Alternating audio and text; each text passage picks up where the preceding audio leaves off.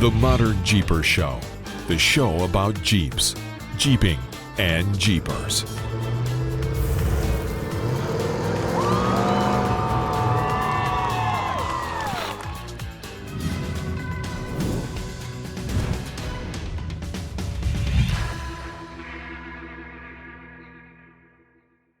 Well, hey, Modern Jeepers, is another episode of the Modern Jeeper Show with me, Matson from MetalCloak, and Mr. Modern Jeeper, Corey Osborne.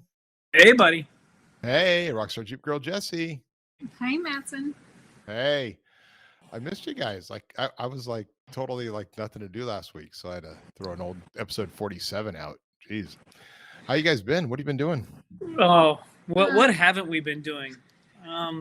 It has been, you know what? It's time. It's time to probably head back home.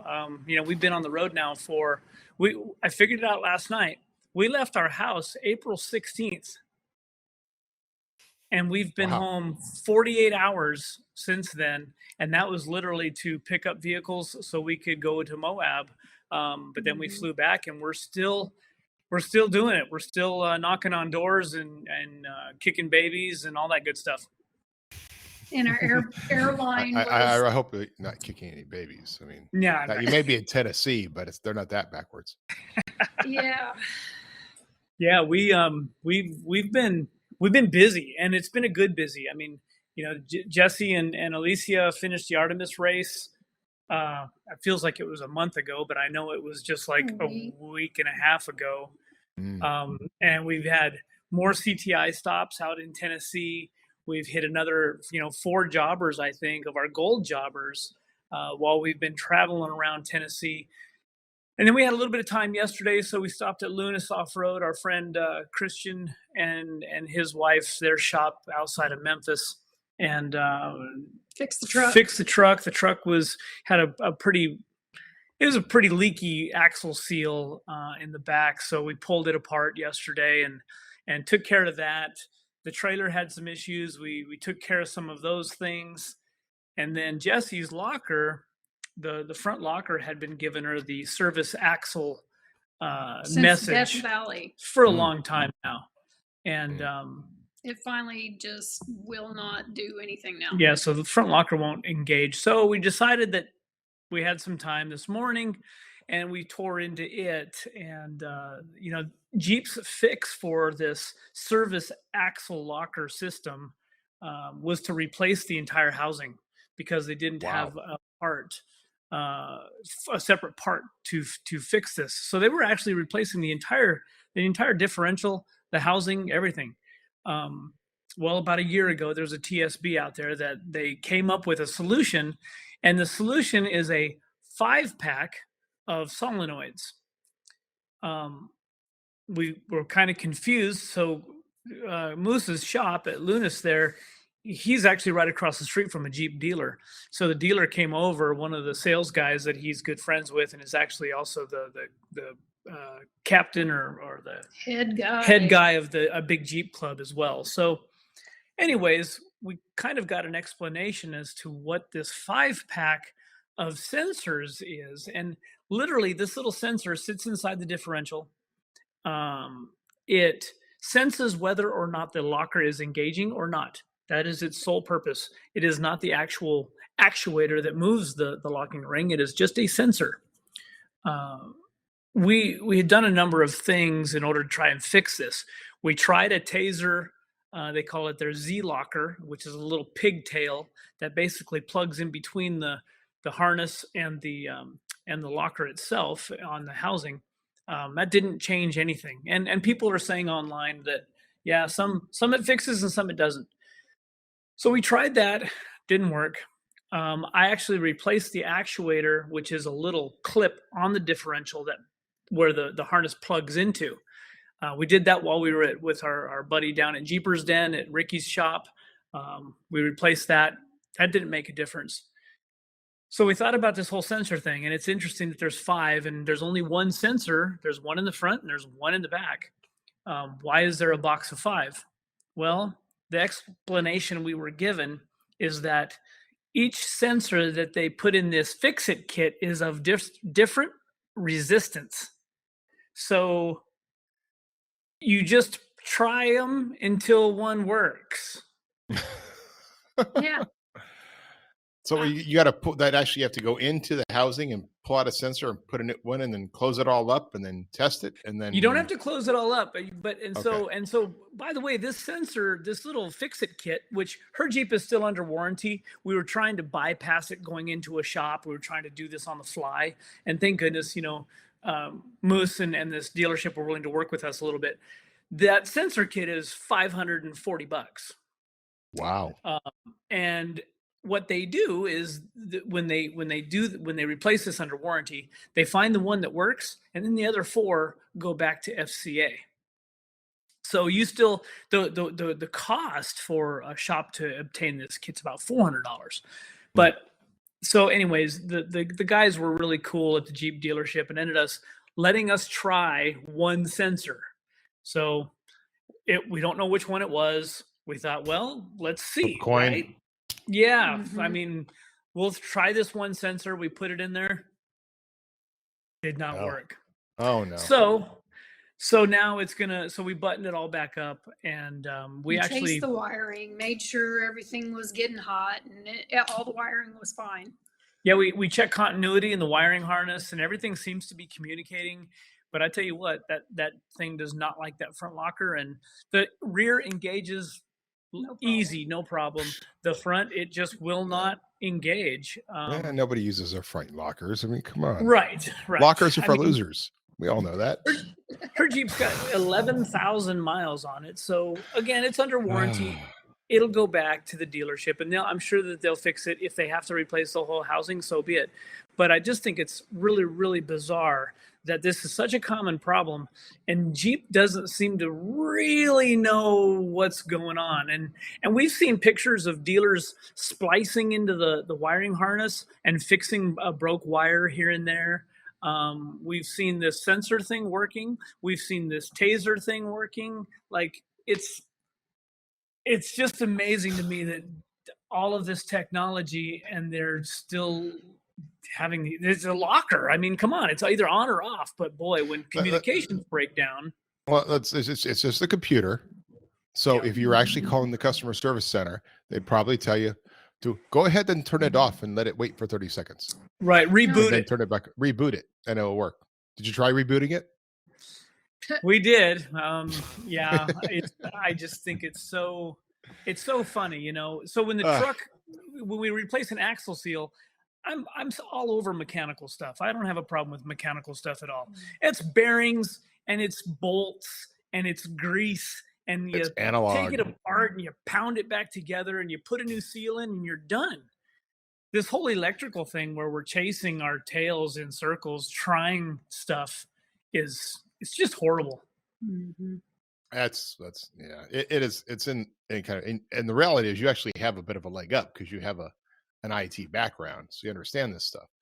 But imagine the people who don't, right? And now we're trying to deal with this. And then, I mean, and let's face it, a lot of mechanics, especially the older mechanics that are very talented, it's hard for them to keep up with the electronics. Mm-hmm. My father was one of the best mechanics in town back in the 80s. And because he actually spent some time working for Western Electric, which was one of the baby Bell companies that did a lot of electronics. They understood electronics. And so you could handle the newer cars that were coming in the 80s and 90s. But didn't make it easy for the old guys. And now you got these cars that have, and it's also funny because I made this note over here as you were talking. It's like, we're having all these little complaints about the problems with the Jeep, things like this, right? And at the same time, we'll sit there and bitch about all the stupid stuff on the Bronco that has problems and issues, right? The guys over the Bronco are sitting around complaining about the issues and things they got to deal with in their Broncos. And then they're sitting over there and pointing at the guys in the Jeep. Like, look at this. I got this problem here and that problem there. I mean, the reality is we all got problems. Well, it would be so much nicer if this was something that we caused, if the aftermarket, if we had made a change or something, and it affected its whatever, its drivability, or it was sending code. But this is nothing that we've ever messed with. And and we weren't even when the light came on the dash, the warning light to service it, we weren't even in 4-wheel drive, nothing. Like it just is this communication thing internally. So I know that a number of people, a lot of our listeners, we've talked to a lot of people. It's on all the forums. This is a huge problem, and we thought, well, this technical service bulletin, that's cool. They're not having to replace the entire axles. Um, I, I mean, to throw one of 5 sensors at it and just they don't know the exact resistance that it needs. That seems really weird to me. I mean, yeah, That is weird. That is weird. Well, it's like when you start talking to some of our friends over at Jeep and you say, "Hey, what was this for?" Well, they say it's for that, or let's say, it's like right, so there's something missing there, right? There's something missing for sure. Maybe that's just standard in the automotive world. Maybe it's standard. Go talk to a Ford engineer and say, "Why'd you do this?" I don't know. I just put it on the spec sheet. I found Yeah. I found the part in a corner office and I threw it on there. I thought it'd be cool. Yeah, I mean, I'm sure they're all, it's like the guy on the assembly line, right? I mean, his job is to put a sticker on. So it comes down the assembly line, he grabs the part, puts the sticker on, and puts it back on the hook, and off it goes. I know we're way beyond that in automotive manufacturing, but sometimes I feel like maybe that guy missed sticker day, or I don't know. I just, Well, if you have a bad day, right? It's like there's not a lot of redundancy. You have a bad day, all of a sudden you do things wrong. We have it. We have a problem right now. We had like 32 boxes packed with the wrong. It was supposed to be a JK tie rod, and I think it got the longer JL tie rod, right?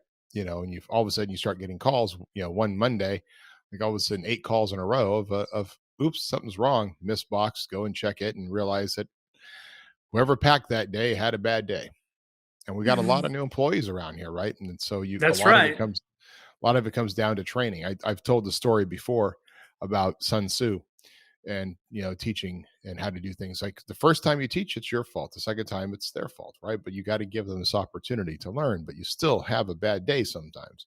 And when you That's have a right. bad day, it's a trickle effect all the way down. Yeah, no doubt. I mean, I gotta mention our buddy at Sunflower Run, Jason, what a great event. That is out at Kansas Rocks, where we were this last weekend. They had a pretty significant storm the night before the event was supposed to start. So Friday night they had a bunch of rain, and it was still even raining the morning of the event. And Kansas Rocks is a mess. It can be, when it's muddy, it can be a nightmare. I mean, it's slick and it's rock and it's clay mud. And so, we had taken the CTI trailer out there, and this was a women only event. But by women only, I mean, their husbands and boyfriends and guys can attend, but only women can drive. So to go out on the trails, all the women drove. So we had 30 people up on the CTI trailer, and it was all women. And folks that had never driven on the trailer before, didn't have any idea what to expect or what we were doing. And is this a ride? Yeah, right. And it was significantly muddy. So we got really creative, and Jason made that happen. He went and found me a 50-foot long tarp so we could put it across this, basically a mud hole, so that when people drove through the mud hole to get onto the trailer, they weren't just completely covered in mud. Oh my God. And things were still just a mess. But a couple of hours at a car wash, and I'm sure that guy was really happy when we left the car wash. Wow. Jeez, that's awesome. Well, we had Cantina PreSale last Thursday. That's right. And it was huge. It was pretty incredible. The funny thing, I couldn't be here the entire time. I had to leave like before it started. So that people started showing up around 3:00, right? We were supposed to be like, doesn't start till 4:30, but people are already starting to line up for the CTI trailer, even though it said don't line up until 4:30, but you know how that is. And then they had, then I left about 3:40 or so, 3:45. Louis Duhan, yes. the fourth. Yeah. So they drove all the way out here from Indiana, him and his wife and his kids. And they showed up here on Wednesday, and we gave him a little VIP tour. He's an old time customer, been around forever. And for a VIP tour, and I had to leave because my kid decided to get kicked out of camp that day. So I didn't get to hang out with them and do the tour. And so I missed them then. And then I come back and I'm here for the event, but I had to leave at like, let's say 3:40, and they were just arriving. So I got like 5 minutes to say hi. Then I had to take off. But as I came back around 7. It ended at 7:30, so I wanted to see how it is. Came back, and it was just kind of starting to wrap up. Some people were leaving, and Lewis and his family had already left. So, Lewis, if you're listening, sorry I missed you. I was glad I got to stay you for at least 5 minutes and give you a hug. Maybe we'll see you on the trail, brother. And then, but yeah, for all intent and purposes, it was a really cool event. And it was a little different. In the past, they did Cantina PreSale, where it was actually selling tickets and raffle tickets ahead. This wasn't it. It was more of just a MetalCloak show and shine. We had a bunch of Broncos out here, a bunch of Jeeps out here, a bunch of CTIs. The guys over at Gold Country Broncos were doing a suspension test. They're doing like a little suspension comparison between a bunch of different suspensions and they did the CTI with like 4 or 5 different rigs, including a stock Bronco Raptor, which did get the highest stock number, right? I think it's at, got like a 580 or 590 or something like that. And then they did that, plus a bunch of others. So it was a really cool event. So it was great having that community out here for a few hours. Nice. Yeah. So, and then you guys did the sunflower run. So what was the sunflower run? Like where was that located? So Kansas Rocks in Kansas. Rocks. So that's Kansas Rocks is a park. Yeah, it's an off-road park, and it's private. So it's again and so like 4x4 land, and I think Jay at Stomper they all kind of have contributed to this park over the years. The Jeep clubs.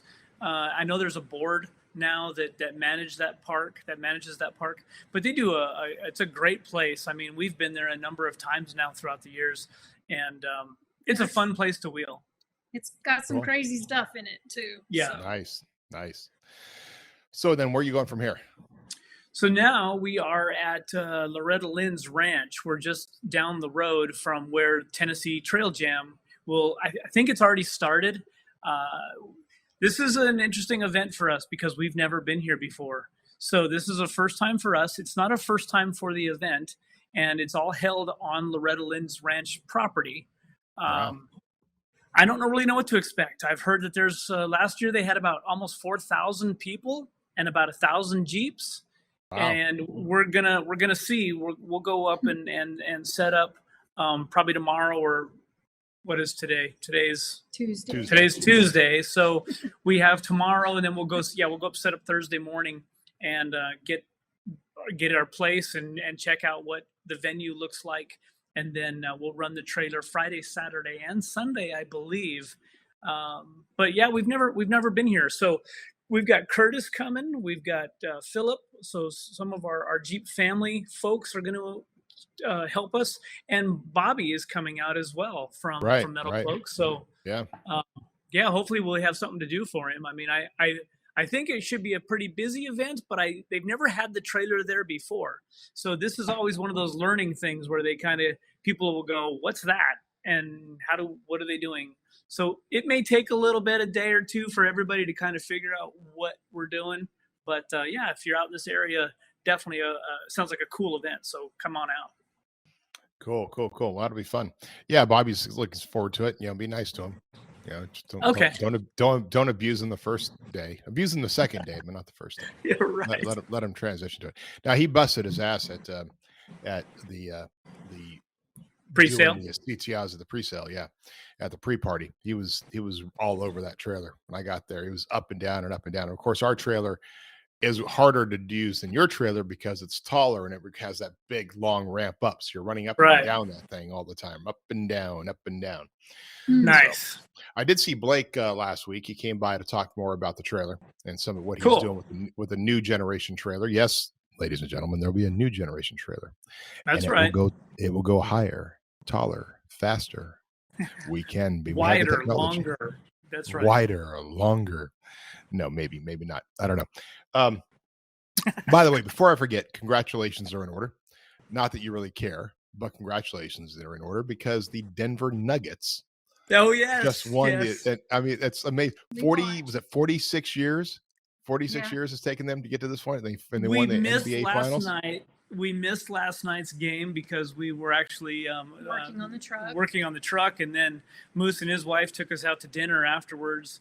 And I mean, what a we watched all the other ones though. We watched the first 3 games, and the fact that, or the first 4 games, the fact that they did it in 4 games with 1 win to Miami was cool. Yeah, totally cool, and out of the blue, right? I mean, and some of the players. I mean, obviously, you guys got some amazing players on that team. Yeah, but they yeah, I fought had just hats off. You know, it's I don't even. I mean, I don't watch basketball. I haven't watched a No. basketball game in forever until this last, because it was the Nuggets, and yeah, it was kind of fun to watch. So got to watch your Colorado team, right? That's right. That's right. That's cool. So at least, and here's the thing, Denver. Some other cities have championships and there's riots and there's things. I think it was pretty calm in Denver last night.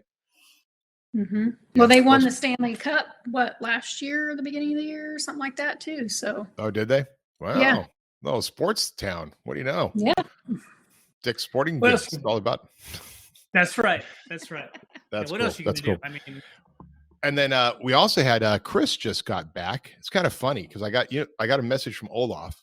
Our old friend Olaf, because he wants to get some racks for his JT and his JL, and in there he's like, let's see if I can find the message from him. Well, I haven't heard that name in a long time. Yeah, well, he touches base every once in a while. Where is it? Where is the little message from Olaf? Boom, boom, boom. There. Oh, here it is, Olaf. Hey, we were checking out Overland Sin Fronteras in Baja yesterday. 2nd year of show, growing dramatically. I tagged MetalCloak in a post. There was a dealer there showcasing your products. So Overland Sin Fronteras, which I'm saying completely wrong, in Baja was this. It's a Tijuana-based show, and literally, it's right on the other side of the border. They do it in the parking lot of a bullfight arena. So you can see the bullfight arena in the background, and that's in the big parking lot there. And it's got a lot of way to grow. I mean, the parking lot's kind of half full with them, or maybe even a third. And so it's only its 2nd year, and but there's this growing environment down there in Tijuana, Mexico. So our buddy Mario Santa Cruz, he went down and he bought a bunch of MetalCloak swag that he resold down there. Chris and Danny went down in Danny's Gladiator, and so they had a booth. And one of our other jobbers, who is on the other side of the border, so Mario is kind of on this side of the border. And then this other jobber's on the other side of the border, and so he was down there. So we had a big MetalCloak presence down there. It was pretty cool. They had a great time. It was a Sunday event, which was kind of interesting because it wasn't usually we do Saturday events. There's travels on Sunday, that sort of thing. Right. But what a great growing community down there. And we met some of the Mexican wheelers over during ModernJeeper Adventure in Moab. Yes. Yeah, They were up there. So some of those same guys. I mean, it just really is a growing community down. And because Chris speaks Spanish, and we have this growing community of Hispanic customers, it's pretty awesome.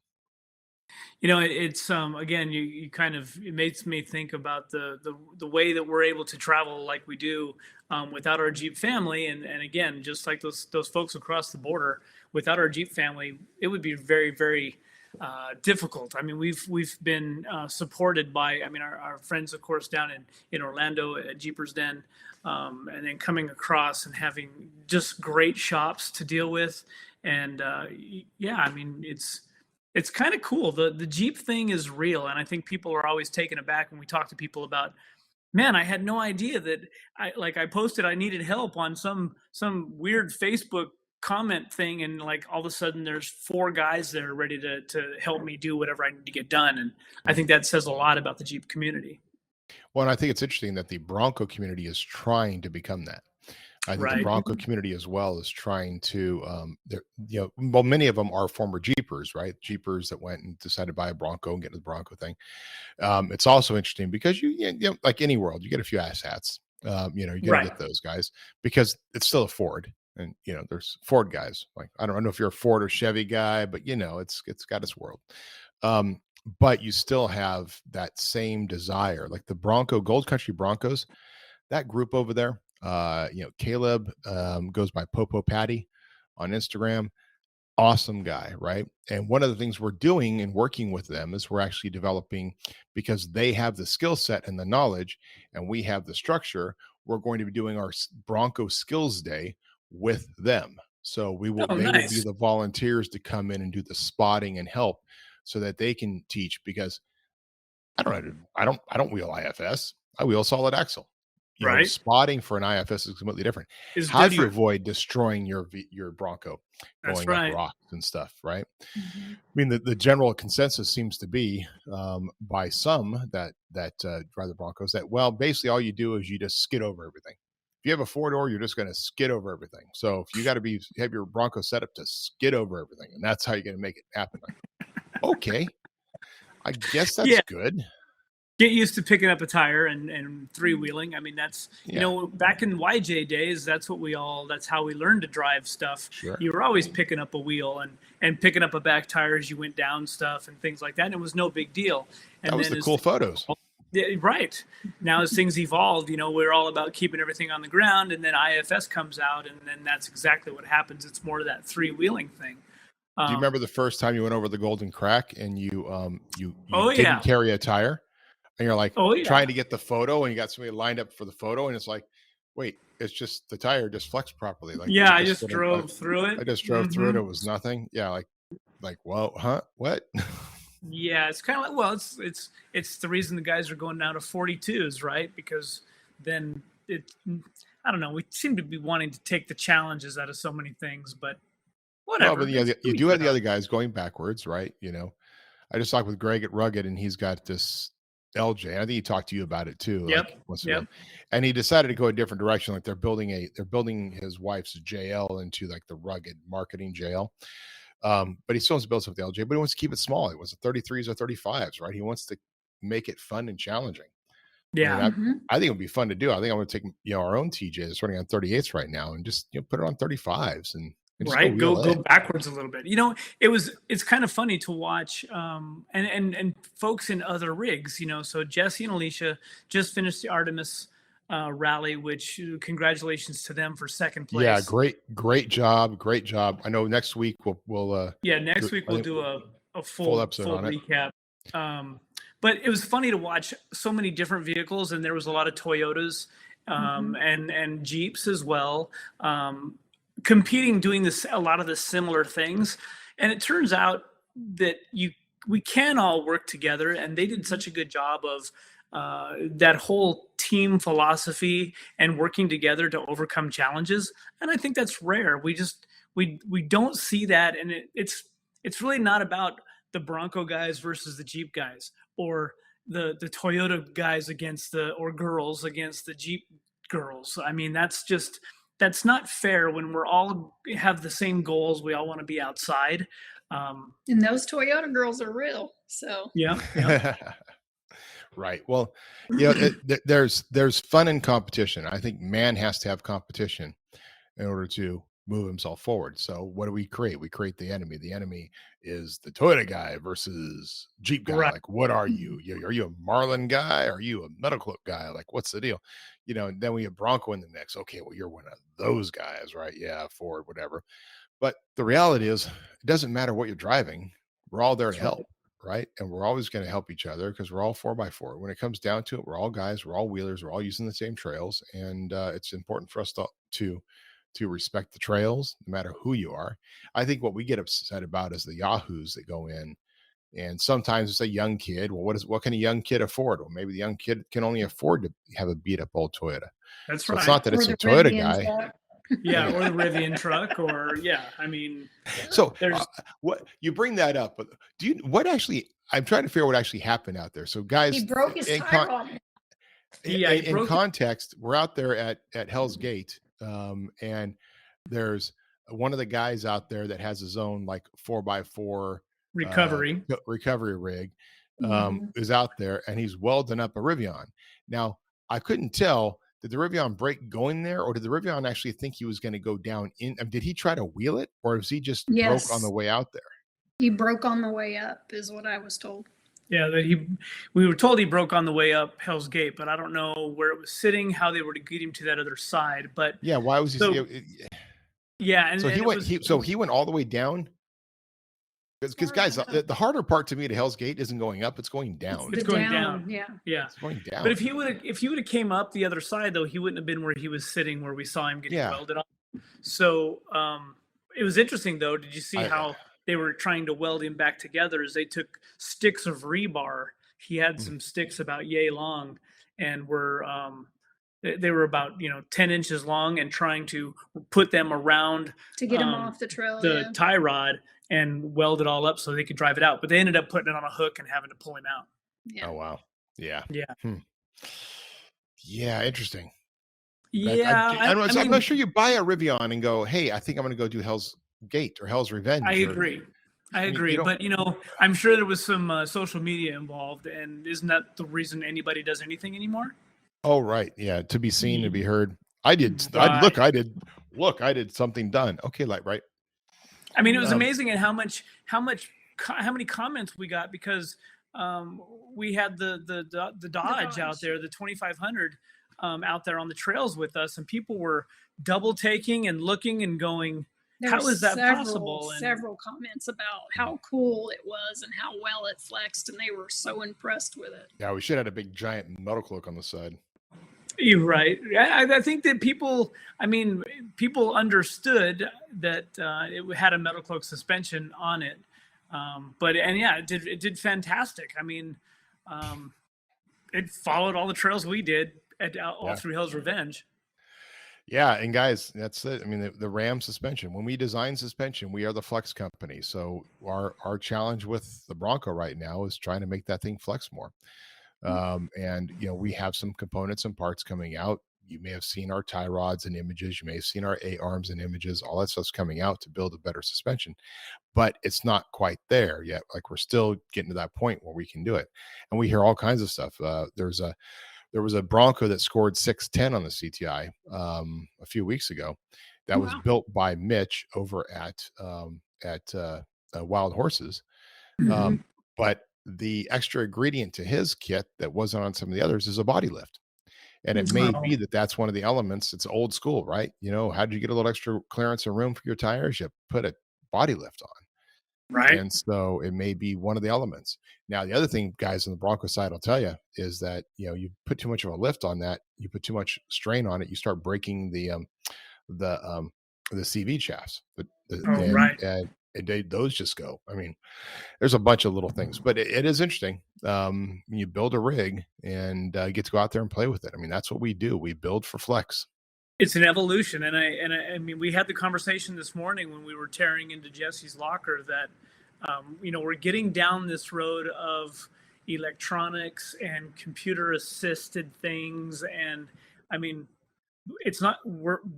we've just begun. And I think that, 2-3 years down the road, it's going to be interesting. Are we going to be able to really work on any of this stuff? It's going to be, I don't know.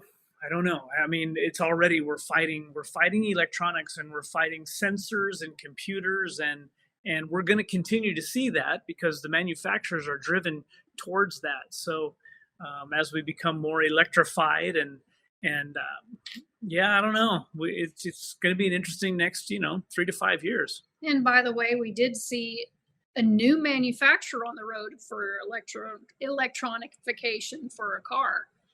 Ooh, and we looked it up. It's called Lucid. Lucid. Lucid. LUCID. And it passed us. We were on the interstate, and it pulled up next to us and was kind of looking at what we were driving. And it is a extremely high-end luxury electric car. Really cool looking car, and a bunch of power. 1,200 horsepower. Oh, geez. Yeah. Wow. It gets 516 miles to a charge. So kind of interesting. The company that was sitting there next to Tesla basically and waiting and has been working on this. It's just released. It's fairly new. I'm surprised we saw one. And we had to look it up because we were like, what is that? It starts at 87,000 and goes up to 250,000. Yeah.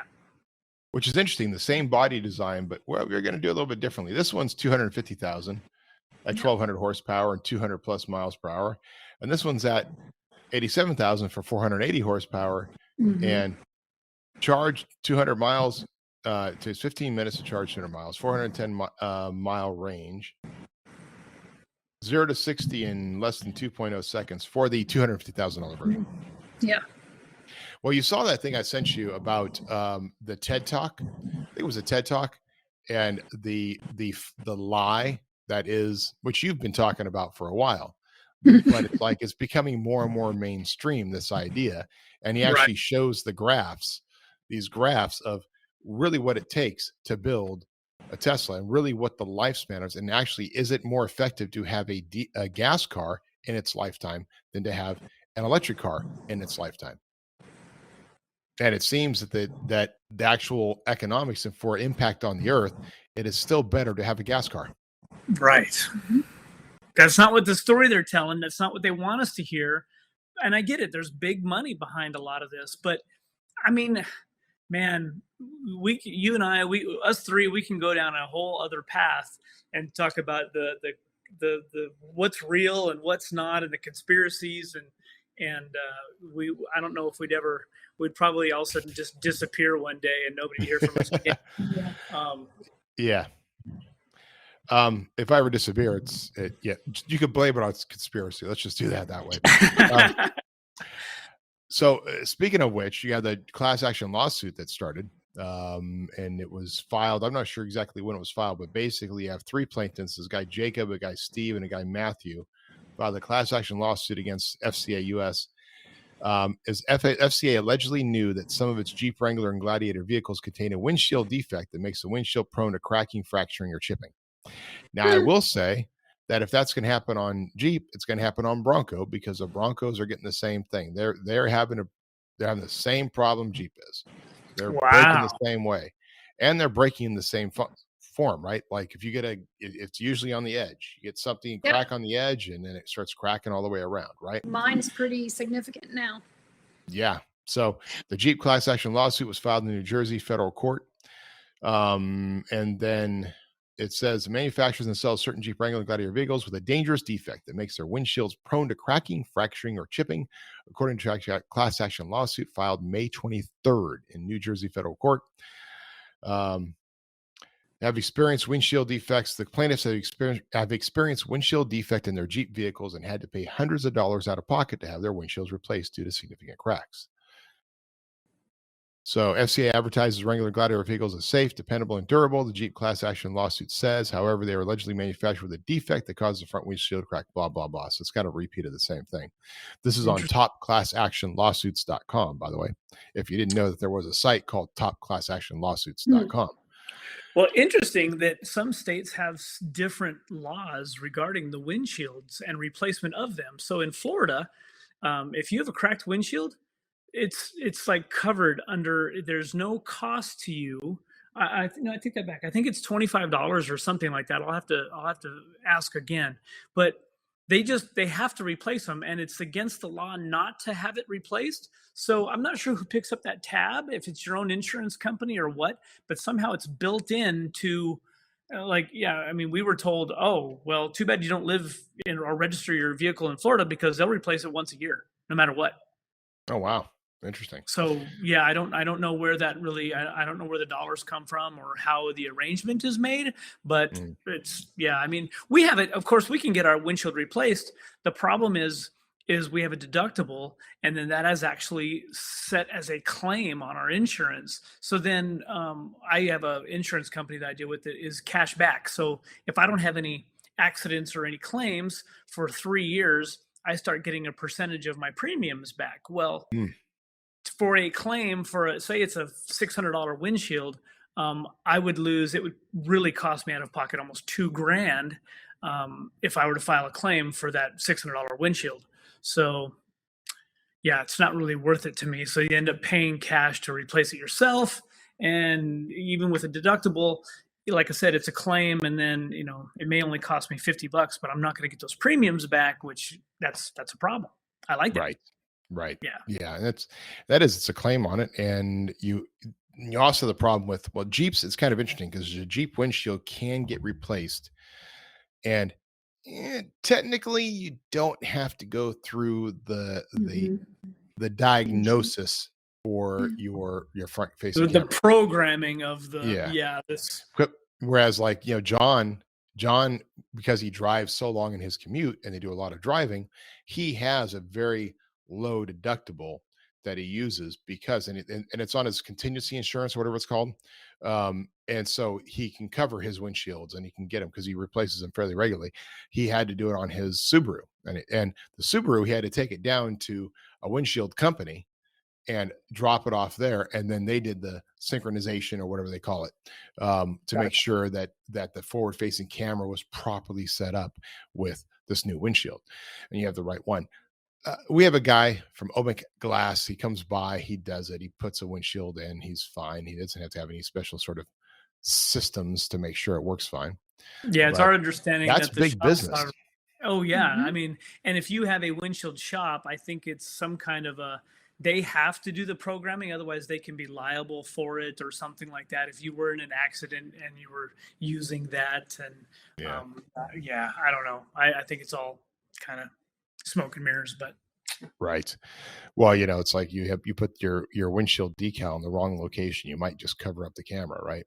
And then yep. all of a sudden it gets a little sensitive, like, oh no, I don't like you today, Well, and the your whole Gorilla windshield's Glass, dirty.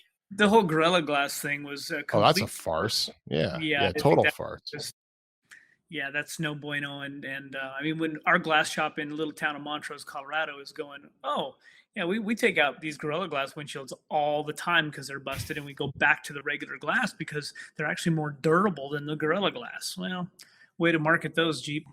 Yeah, thanks. Right. Yeah. Yeah.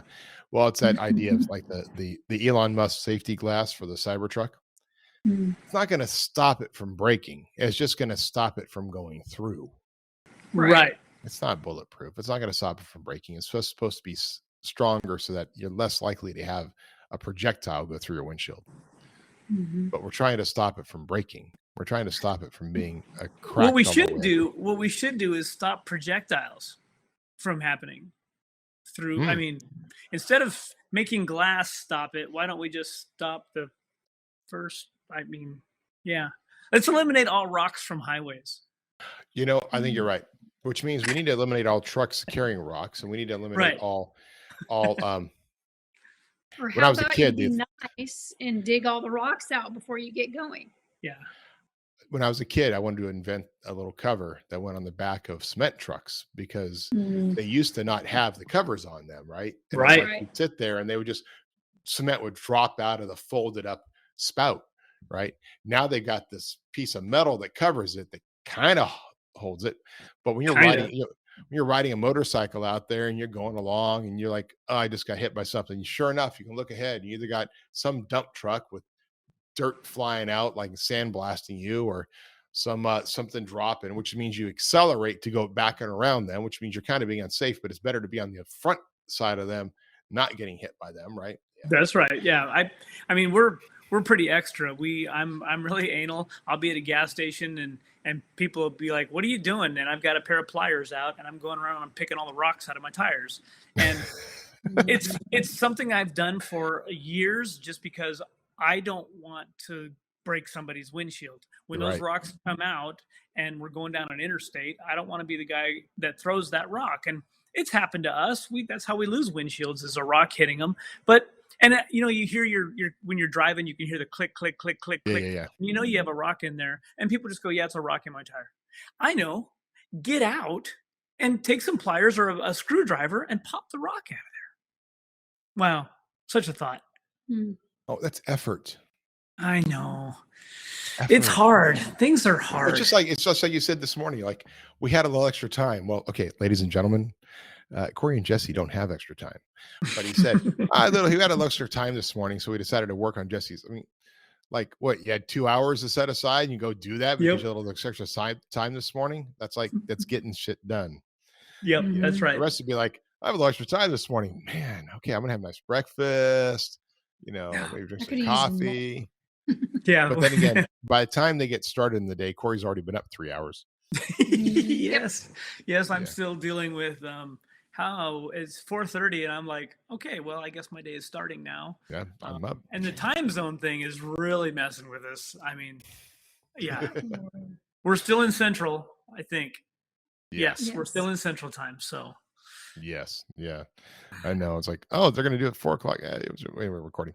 I got to show you something. This is my tech tip. It's not really a Oh, tech tip, cool. but I'm going to All show right. this to you. All right. This is my new chair. Oh, it's a little bitty triangle looking chair. For the folks that are listening, it's there's no back on this There's chair. no back. It's a tiny little chair. It measures right now 22 inches high, and I'll tell you a little story about it in a second. But it's called an active chair. So for those that are watching, if you want to check it out, this little red thing under there allows it to go back and forth and front and back, and it literally has, you're constantly basically moving. So the whole idea is, I read and heard something recently from, I think it was Dr. Peter Attia, who's getting a lot of press lately, but one of the things about back problems is that we are the only culture in the world that has a consistent need for these big backed chairs. Like we all sit in these nice chairs, nice comfortable back chairs with back support and all this stuff designed to support our backs, and even in our cars, right? And the problem is your body then gets relaxed. Your back is getting relaxed. It's not getting strength. You know, you go to Asia and you get, the kids are still sitting there in full squats, right? And there's a lot of use of stools and other things that require your back to have more strength. Well, so I decided what I'm going to do is get this chair. So I got this chair. It's called a QOR 360, doctor created, and it's simply designed for you to be able to sit up. There's no back support.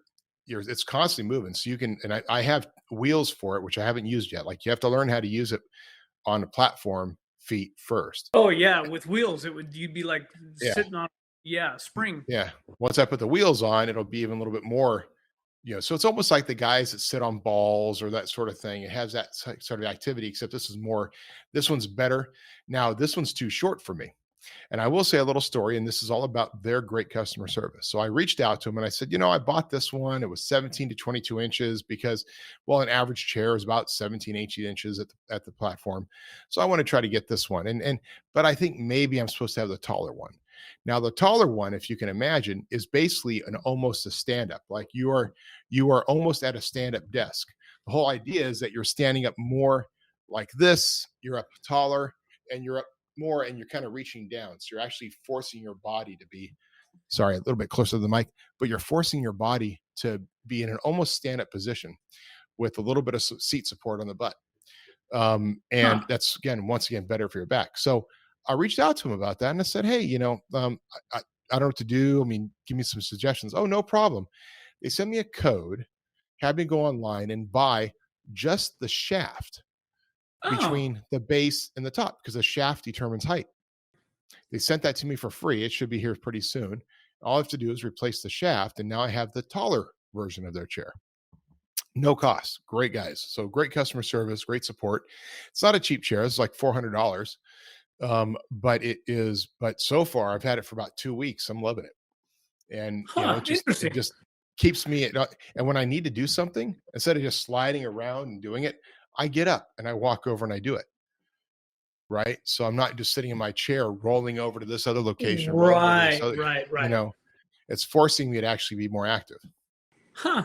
Well, I think that sounds like a good thing. I mean, it sounds like, and it makes sense. I mean, the whole ball thing, the big rubber balls was kind of popular for a while.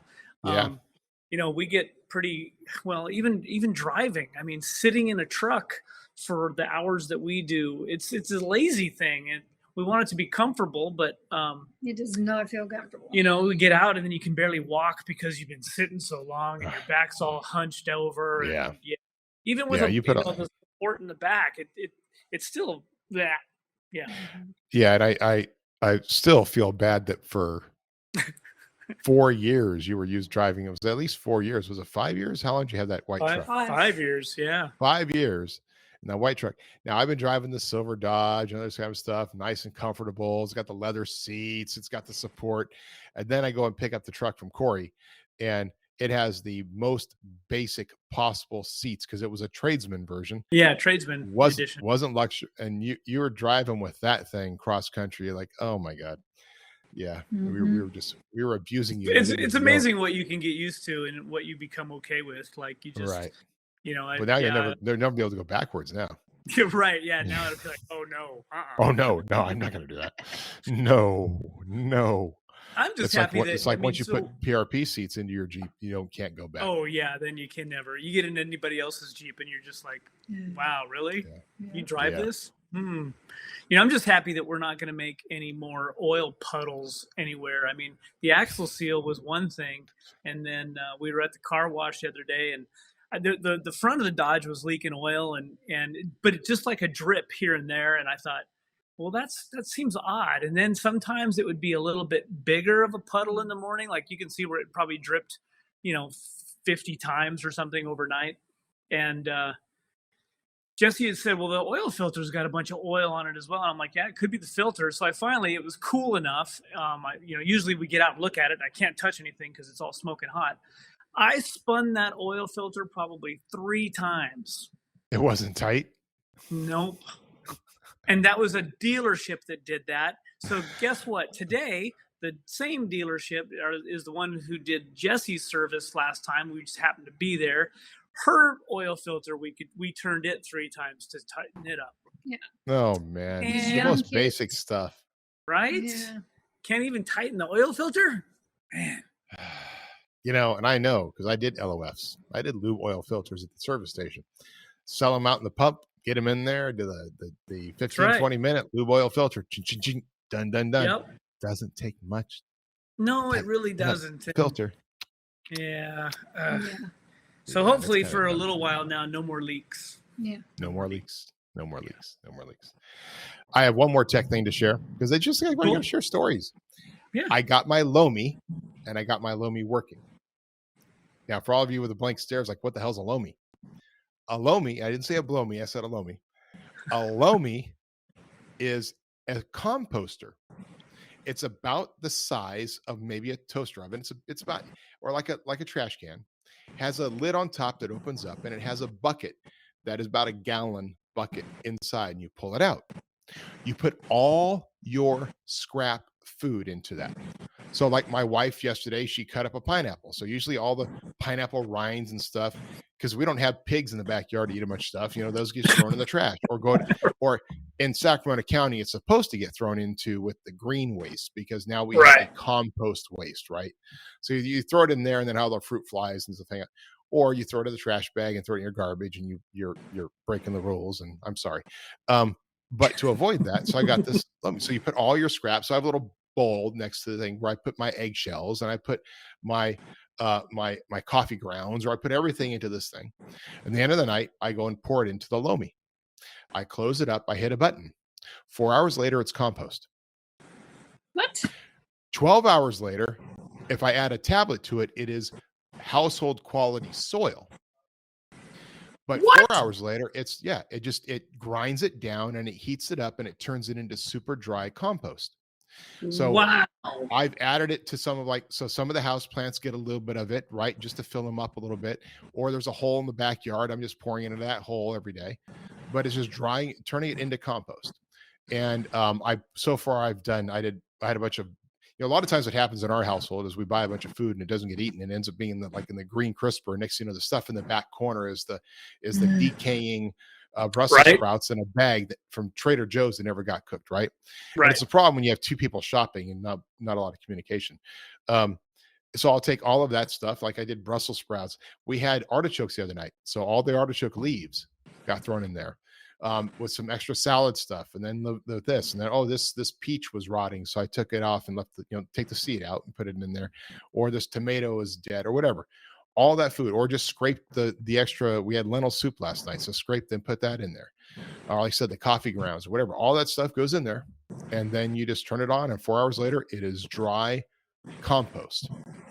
That is wild. I mean, so back in the day at the compound in Colorado, we had a big black bin. It was like a square trash can with a flip top lid on it, and it was sealed. I think the bottom is open to the ground, but it's black, so it gets hot in the sun. And you put all your waste, your green waste, in there, and then you're supposed to put like a gallon of water in it every so often, depending on how much you use it.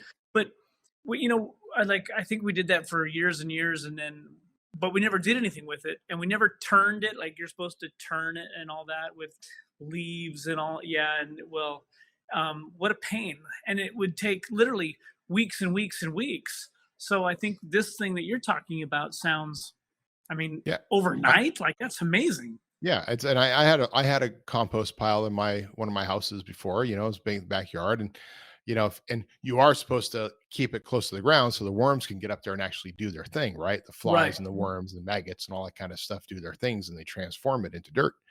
And that's great, but it just is a constant thing. And when you really want to go and use it, like you got to dig down to the bottom to get it to go and put it into your garden or whatever. And but this is like a super Yeah. fast. You just put it in there and you turn it on and wake up in the morning and you've got more dirt soil. And That's then cool. and sometimes I'll just like well, you know, it's funny. It turns a gallon into like, you know, an inch, like you know, it goes up down. It's a little bit. So I'll just sometimes just add more in there instead of taking that existing dirt out. I'll just add more in there and just refine it some more. Just add more stuff. So yeah, it's pretty cool.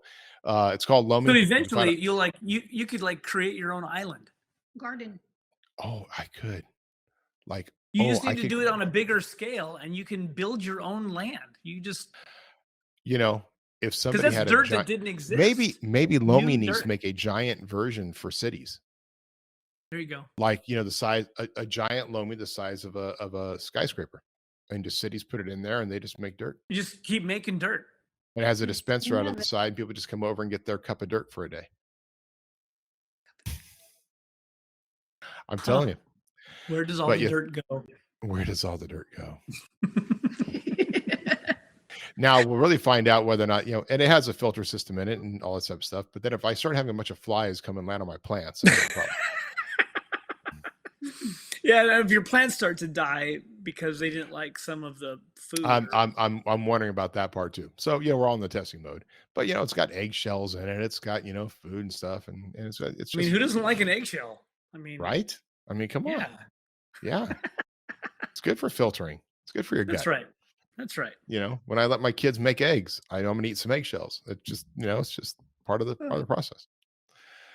All right. Now you're just making me hungry. And we haven't I know eaten you guys yet, haven't eaten. So you guys need to go get yourself some nice dinner. It's time. Yeah.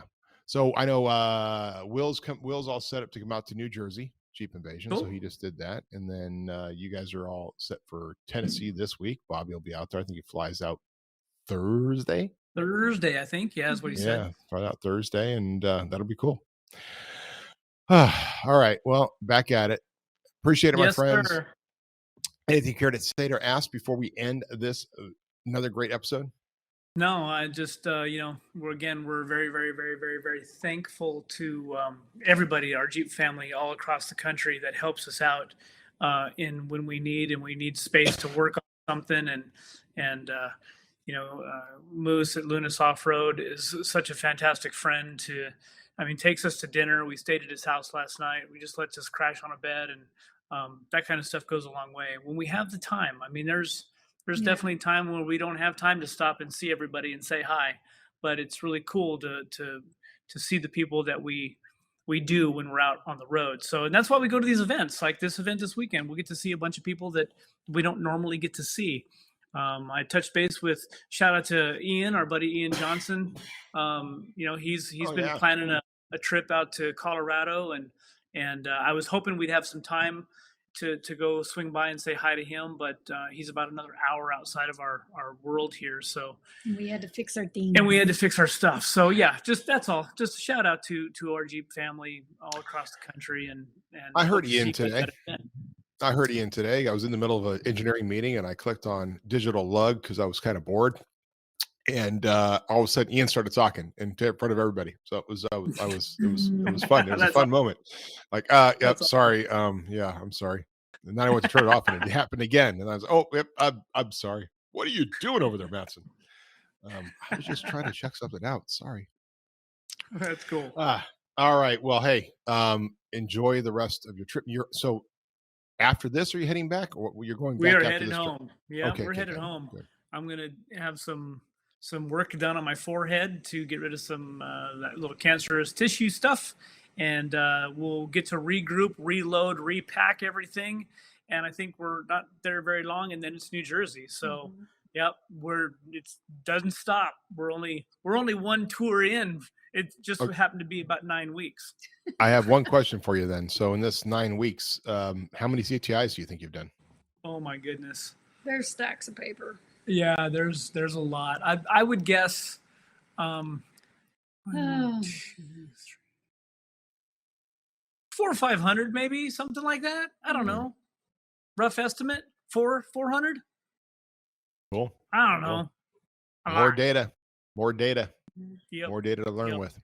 That's right. All right, my friends. Well, Modern Jeepers, thanks for joining us for another great episode. And for all of you out there, we will see you on the trails. Cheers. See